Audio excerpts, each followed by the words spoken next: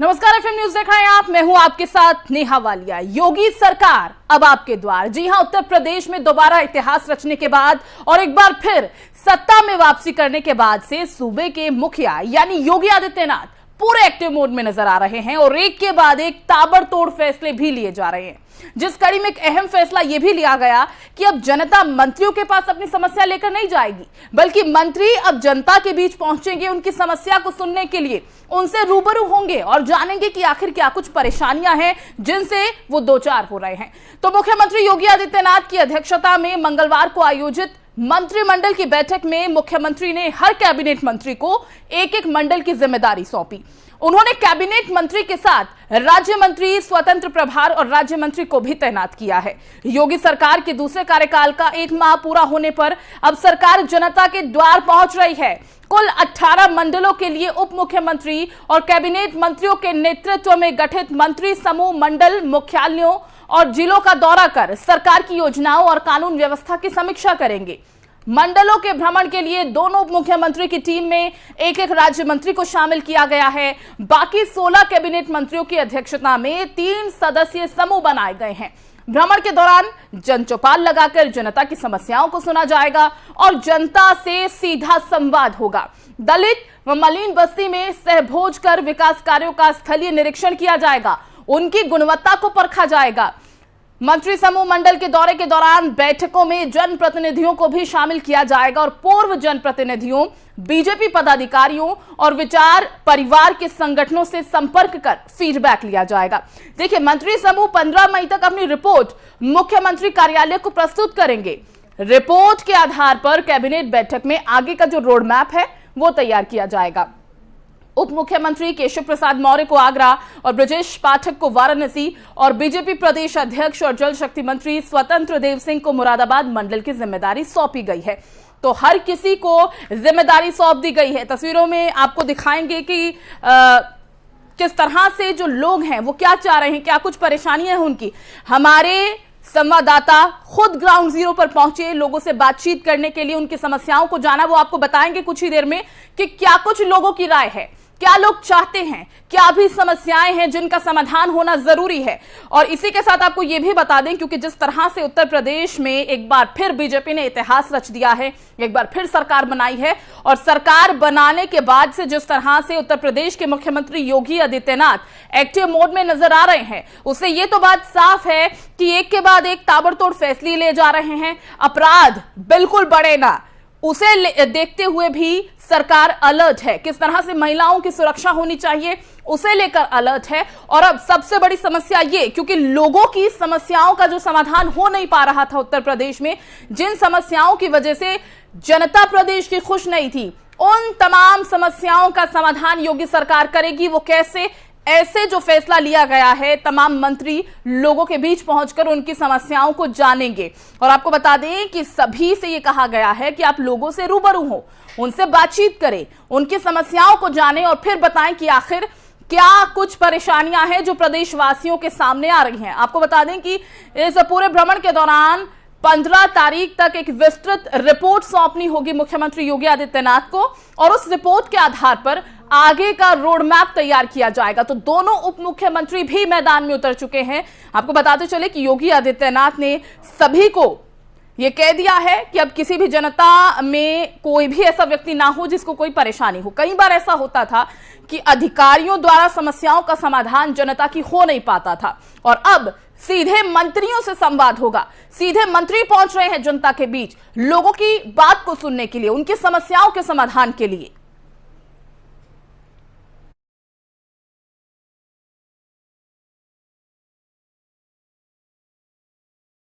तो उत्तर प्रदेश की जनता आखिर चाहती क्या है, क्या कुछ तमाम समस्याएं हैं जो जनता के सामने हैं, वो जानने के लिए हमारे संवाददाता नितिन ग्राउंड जीरो पर पहुंचे, लोगों से बातचीत की। सुनवाते हैं आपको। सरकार जनता के द्वार आज सभी मंत्रियों का दौरा है और अपने अपने जिलों में जाएंगे, जिसके लिए 18 मंत्रियों को सौंपा गया है कारभार। वहीं 2 डिप्टी सीएमओ को और 2 जोन यानी 2 मंडल सौंपे गए हैं। जैसे वाराणसी में ब्रजेश पाठक डिप्टी सीएम मौजूद होंगे, उनके साथ एक राज्य मंत्री मौजूद होंगे। उनके अलावा केशव प्रसाद मौर्य को आगरा जोन के लिए निर्धारित किया गया, उनके साथ भी राज्य मंत्री मौजूद होंगे। आइए हमारे पास कुछ लोग हैं, इनसे पूछेंगे कि जनता के द्वार कैसे सरकार जाएगी और उनको उनकी समस्याओं को किस तरह से सुनेगी, क्योंकि जिस तरह से वो अपनी फरियाद लेकर सीएम के पास जाते थे, अब उनको सीधे रुख पर मंत्रियों से बात करने का मौका मिलेगा, नंबर मिलेंगे, उस पर सारी चर्चा करेंगे। हमारे पास कई लोग उनको क्या नाम है आपका? जनता के बीच जब सरकार जाने का फैसला ले चुकी है, क्या कहना चाहेंगे, कैसे भी समस्याओं को रखेंगे? जनता के सामने अगर सरकार ने जाने का फैसला लिया है तो इसका स्वागत है, अच्छी बात है। सरकार को जनता के बीच में ही रहना चाहिए, ये नहीं कि 3 साल के बाद आप जनता को भूल जाएं, 5 साल आपको सिखाते हैं, अच्छी बात है। फैसला जो लिया इन्होंने सरकार ने बहुत अच्छा फैसला लिया सरकार ने। जनता से मिलना चाहिए, जनता की समस्याओं का निवारण करना चाहिए। जिस तरह से हमारे पूर्व पार्षद श्री गुप्ता जी हमारे बीच और लोग हैं, इनसे पूछते हैं। चाचा आप बताइए कि जनता के बीच आज से सरकार निकल पड़ी है, सभी मंडलों में जाएगी, सभी जनपदों का दौरा करेगी और 3 दिन तक शुक्र शनिचर इतवार को वो जनता के बीच में रहेगी, चौपाल करेगी, क्या कहना चाहेंगे? अरे हम यही कहना चाहेंगे कि बहुत अच्छे हैं नेता, हमारे जितने नेता हैं बहुत अच्छे, सब निवारण कर रहे हैं, सब कष्ट दुख को सुन रहे हैं। हमारे जैसे हमारे नेता जी हैं यहाँ पे, वो भी सबको बड़ी मदद करते हैं। हमारे बीच और लोग हैं, इनसे जानते हैं, ये बताएंगे। क्या नाम है? जी, नगर महामंत्री भारतीय जनता पार्टी। आज जनता के बीच सरकार जाने का जो फैसला था वो आज से शुरू हो गया है और 18 जनपदों में भ्रमण होगा। उसके अलावा उनकी समस्याओं को जनता के बीच में सुनी जाएगी, चौपाल होगी। क्या कहना चाहेंगे, क्या जानकारी? ये बहुत सराहनीय कार्य है हमारी सरकार का और इसलिए सराहनीय है कि जनता के बीच में रह के जनता का दुख दर्द सुनेगी और उनकी समस्याओं का निस्तारण होगा। इसी रूप में यहाँ पर बसीरतगंज गणेशगंज वार्ड में पार्षद कार्यालय है सुश्री गुप्ता जी का, उन्होंने भी अपना 2 कार्यालय बना रखे हैं जो जनता के बीच में हर समस्याएं सुने और उसका निस्तारण। अगर जनता को किसी तरह की कोई दिक्कत होती है, जिस तरह से महंगाई को लेकर आए दिन बात हो रही है, बेरोजगारी को लेकर बात हो रही है, इन कई सारे मुद्दे जनता उठा सकती है मंत्रियों के सामने, उनको किस तरह से हैंडल करेंगे? और ये बात जरूरी है कि महंगाई है तो महंगाई की ये आज की यूपी की नहीं है, पूरे देश के विश्व स्तर पर चल रही जो लड़ाइयाँ हैं इसकी वजह से महंगाई बढ़ रही है। ऐसी कोई बात नहीं, महंगाई एक आम जनता से उससे भ्रमित जरूर है, भ्रमित है। तो सुना आपने, प्रदेश की जनता चाहती है कि जो तमाम समस्याएं उनकी हैं, जिनसे वो 2-4 होते हैं, उन समस्याओं का भी समाधान हो जाना चाहिए। अब मंत्री जब खुद जनता के बीच पहुंच रहे हैं तो लगता है कि जनता के मन में एक उम्मीद और जागी है, क्योंकि कई बार अधिकारी स्तर पर तमाम समस्याओं का समाधान हो नहीं पाता था। कई बार ऐसा भी होता था कि समस्याएं उनके संज्ञान में ही ली नहीं जाती थी, जिसके बाद अब मंत्री खुद पहुंच रहे हैं, खुद लोगों के बीच जाएंगे। ये निर्देश दिए गए हैं सूबे के मुखिया, उत्तर प्रदेश के मुख्यमंत्री योगी आदित्यनाथ की तरफ से, ताकि लोगों की समस्याओं का समाधान हो सके। कोई भी अब अपने ऑफिस में नहीं बैठेगा, कोई भी वहां से काम नहीं करेगा। इस बार सरकार में रहते हुए लोगों के बीच पहुंचकर उनकी समस्याओं को सुनना होगा, ये बात कही गई है योगी आदित्यनाथ की तरफ से, और इसीलिए ग्राउंड जीरो पर भेजा गया है लोगों के बीच में अपने मंत्रियों को। तो मंडल भ्रमण के लिए जो मंत्री समूह गठित किया गया है वो आपको हम बता रहे हैं कि कहां पर किसे भेजा जा रहा है।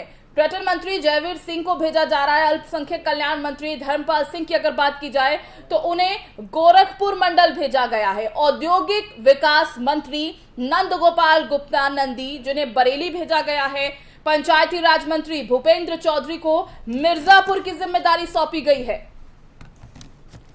और इसी पर ज्यादा बातचीत के लिए बीजेपी प्रवक्ता शबनम पांडे जी हैं हमारे साथ, और हमारे संवाददाता नितिन भी इस वक्त हमारे साथ जुड़ गए हैं। तो शबनम जी, मैं पहले आपके पास आना चाहूंगी और इसी के साथ आपको बता दें कि समाज सेविका ताहिरा हसन भी हैं हमारे साथ। आप दोनों का बहुत बहुत स्वागत।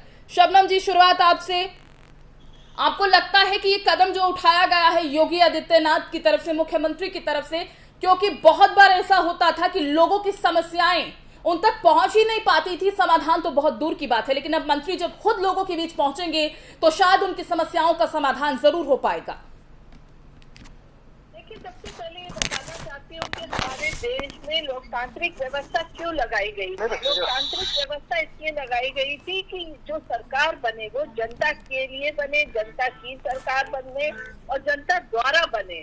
लेकिन धीरे धीरे ये लोकतांत्रिक व्यवस्था एक राजशाही जैसी बनती चली गई कि जो मंत्री बन जाते थे तो उन तक जनता को पहुंच पाना चुनाव के दौरान सभी नेतागण मिलते थे, लेकिन चुनाव के बाद मंत्रियों तक पहुंचना आम जनता के साथ साथ हालांकि उस पार्टी के कार्यकर्ता तक के लिए मुश्किल हो जाया करता था और कहीं न कहीं ये लोकतांत्रिक व्यवस्था की धज्जियां उड़ाने जैसी थी।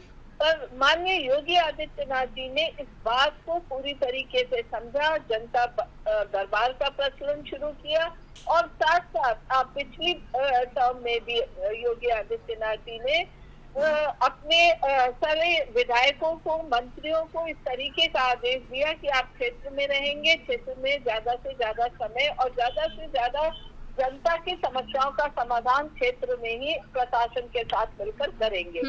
और इस बार ठीक उन्होंने यही चीज किया, क्योंकि देखिए इससे फायदा ये होता है, एक मंत्री जाता है लेकिन हजारों की संख्या में जो लोग मंत्री तक पहुंचने की कोशिश करते हैं उनका समय, उनका पैसा सब कुछ बर्बाद होता है, क्योंकि हर कोई को अपने स्थान से मंत्री के स्थान तक पहुंचने के लिए ट्रेन, बस, गाड़ी, तमाम सुविधाओं का सामना करना पड़ता है। कह रही हैं आप। और साथ साथ मंत्री से मिलना एक मुश्किल काम हो जाता है, क्योंकि सब एक साथ जब मंत्री 2-3 दिन अपने क्षेत्र में रहेंगे, जहाँ के प्रभारी मंत्री उस मंडल में रहेंगे, प्रशासनिक अधिकारियों को भी उस जगह पे बुला लिया जाएगा और तब उनकी समस्याओं को लेकर त्वरित समाधान की प्रक्रिया शुरू की जाएगी।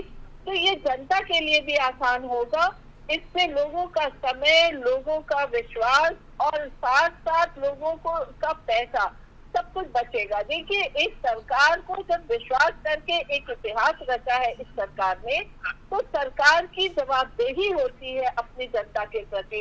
और लोकतंत्र तभी मजबूत होगा जब हम इस खाई को कम करेंगे मंत्री और जनता के बीच की, जो कि अब तक कोई भी सरकारें। ठीक है शबनम जी, मैं आती हूँ आपके पास। ताहिरा जी भी लगातार हमारे साथ बनी हुई है। ताहिरा जी, एक समय था कि जब जनता को मंत्रियों तक पहुंचने के लिए बहुत मशक्कत करनी पड़ती थी, अपनी समस्या को उनको बताने के लिए बहुत मशक्कत करनी पड़ती थी, लेकिन अब योगी सरकार के इस फैसले को आप कैसे देखती हैं? आप खुद समाज सेविका हैं, आपको लगता है कि अब लोगों की परेशानियों का समाधान हो पाएगा जब मंत्री खुद उनसे रूबरू होने जा रहे हैं, उनके रूबरू होकर उनकी समस्याओं को समझेंगे और शायद महसूस भी करेंगे और उनका निवारण भी करेंगे?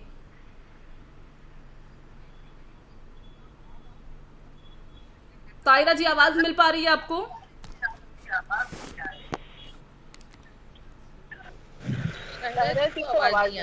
शायद ताहिरा जी तक आवाज पहुंच नहीं पा रही है। दोबारा मैं उनसे जुड़ने की शबनम लेके आ रही थी की वजह से।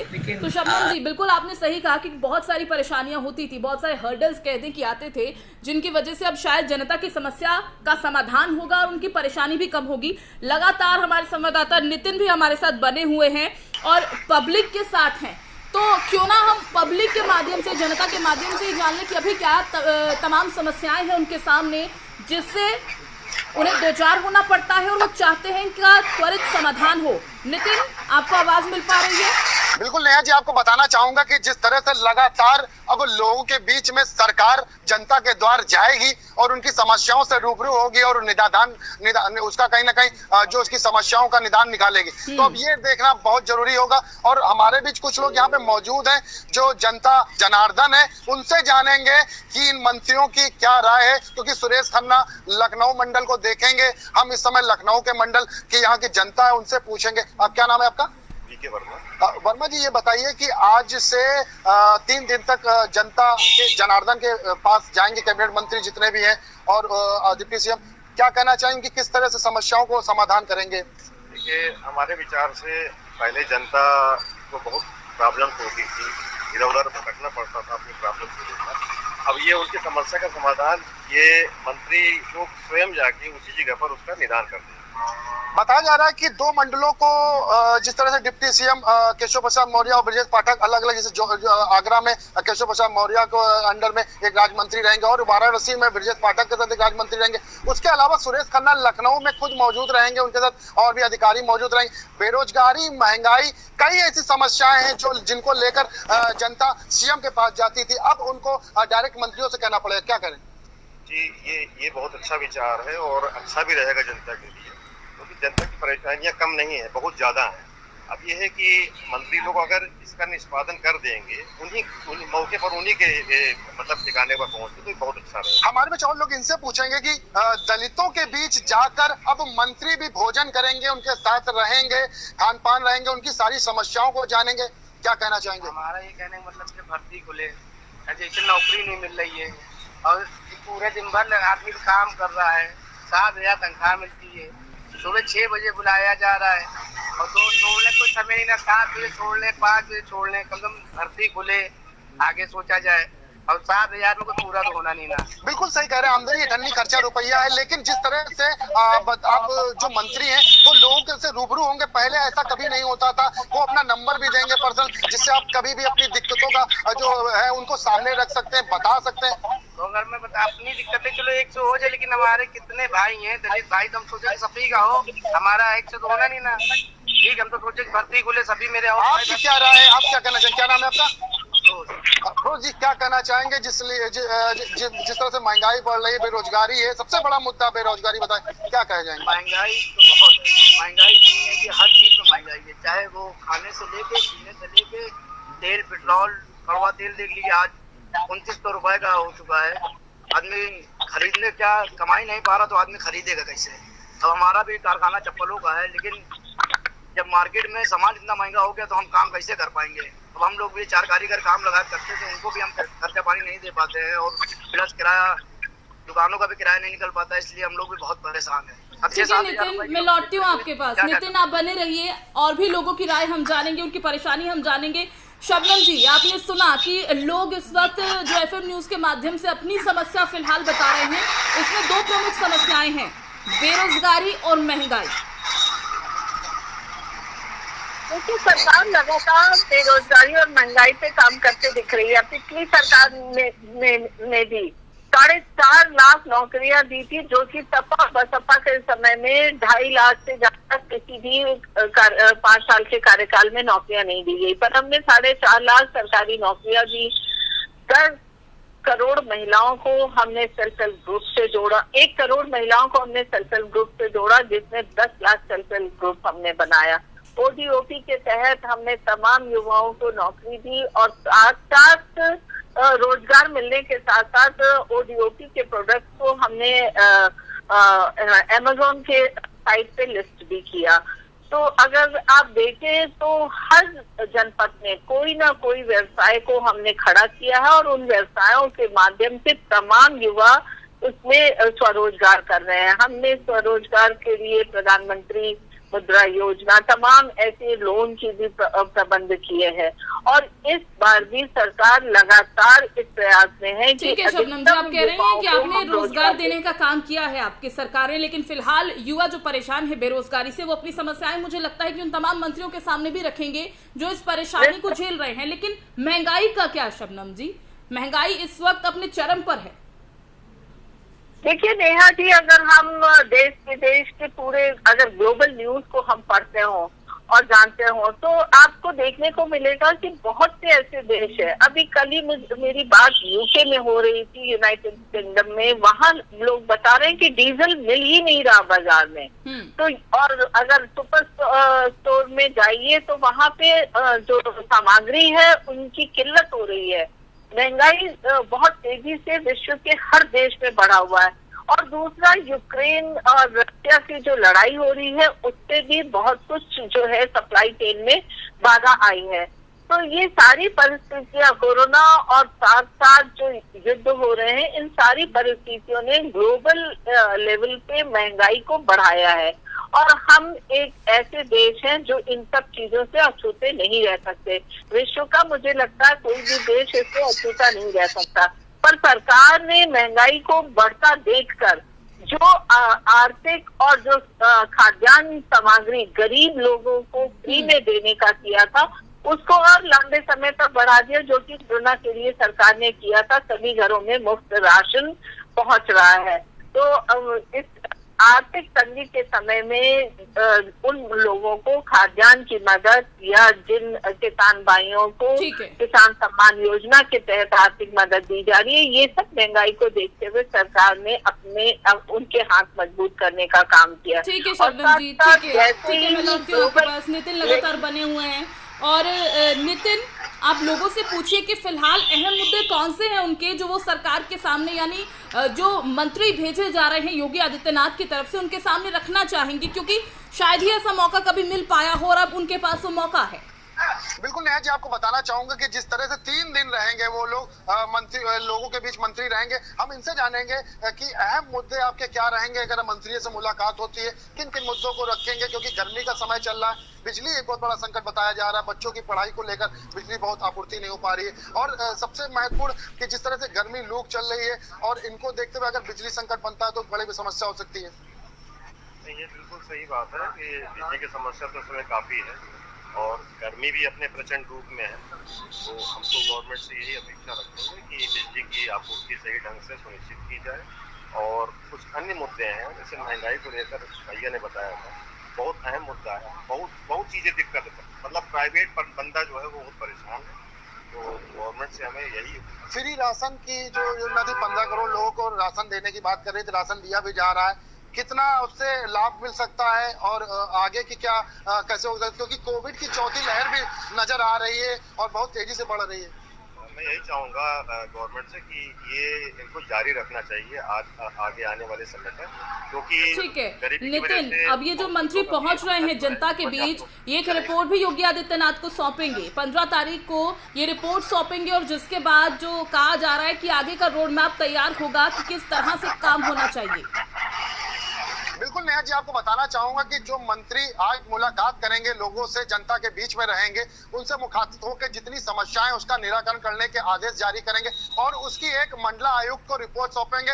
वो जो रिपोर्ट जो है वो सीधे सीएम योगी आदित्यनाथ के पास जाएगी, उस पर विचार किया जाएगा, बैठक की जाएगी और कैबिनेट जो बैठक चलती है उन मुद्दों को उसमें रखा जाएगा और उन मुद्दों के अनुसार उसमें काम किया जाएगा। क्योंकि सबसे अहम मुद्दे जो बताए जा रहे हैं, क्योंकि 60 साल से ऊपर महिलाएं, उनको कहीं ना कहीं रोडवेज में सफर करना एक बताया जा रहा था कि फ्री सफर के लिए बोला जाएगा और किसानों के लिए जो गांव में जाएंगे कि सिंचाई के लिए जो बिजली फ्री कराने की बात कही जा रही थी, उनमें कितना अमल किया जाएगा, क्योंकि आज गांव में भी जाएंगे जितने भी मंत्री, तो किसानों से मुलाकात करेंगे, मुखातिब होंगे और उनसे वो बातें जानेंगे, क्योंकि किसानों को सिंचाई करने में जिस तरह से पानी की आवश्यकता पड़ती है और ऐसी गर्मी में और ज्यादा उनको आवश्यकता पड़ेगी, तो उसके लिए जो बिजली खर्च होगी उसकी आपूर्ति कैसे करेंगे, क्योंकि किसान को बुआई करने में ही इतना पैसा लग जाता है कि वो बिजली संकट से कैसे बचेंगे। तो बिल्कुल, और इस समय जो बिजली की समस्या है उत्तर प्रदेश में वो किसी से छुपी नहीं है और जिस तरह से परेशानी बढ़ती जा रही है, मुझे लगता है कि ये समस्या भी उन मंत्रियों के सामने रखी जाएगी जनता द्वारा। फिलहाल नितिन बहुत बहुत शुक्रिया इस तमाम जानकारी के लिए और शबनम जी आपका भी बहुत बहुत शुक्रिया हमारे साथ जुड़ने के लिए। तो आपको बता दें कि योगी आदित्यनाथ ने अब जिस तरह से ये फैसला लिया है कि जनता की समस्याओं को समझना और सुनना है, लेकिन वो कौन सुनेगा, वो सुनेंगे उनके मंत्री और इसीलिए अब उन्हें 3 दिन के लिए भेजा गया है जनता के बीच जाकर वो लोगों की अब समस्याओं को सुनेंगे और उन समस्याओं का निवारण करेंगे। देखिए पहले अधिकारियों तक वो समस्याएं पहुंचाते थे, समस्याओं का समाधान होता था, नहीं होता था, बहुत सारी चीजें रहती थी, लेकिन अब जिस तरह से योगी आदित्यनाथ सरकार का ये फैसला, इसे सराहनीय भी कह सकते हैं और लोगों के लिए फायदेमंद भी साबित हो सकता है, क्योंकि जिस तरह से मंत्री अब उनकी बात सुनने पहुंच रहे हैं, उनकी बात सुनेंगे, उनकी समस्याओं का समाधान करेंगे और साथ ही साथ आपको ये बता दें कि 15 तारीख को एक विस्तृत रिपोर्ट सौंपी जाएगी मुख्यमंत्री योगी आदित्यनाथ को, जिसके बाद आगे की रूपरेखा तैयार होगी कि अब काम कैसे किया जाना चाहिए। इस बुलेटिन में फिलहाल बस इतना ही, दीजिए इजाजत, नमस्कार।